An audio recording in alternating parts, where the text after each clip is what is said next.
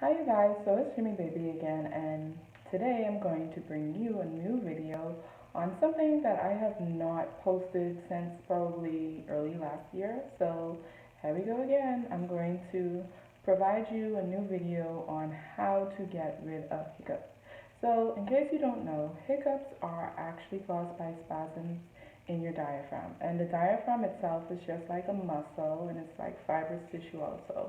And sometimes there's like an imbalance of carbon dioxide and oxygen within the body. And so the body somehow uses its diaphragm to create hiccups in response to that imbalance.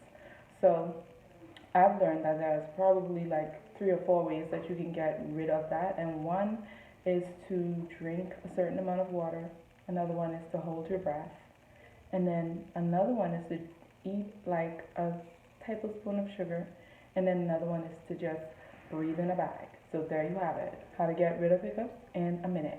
So thank you so much for watching, and please like, comment, and subscribe.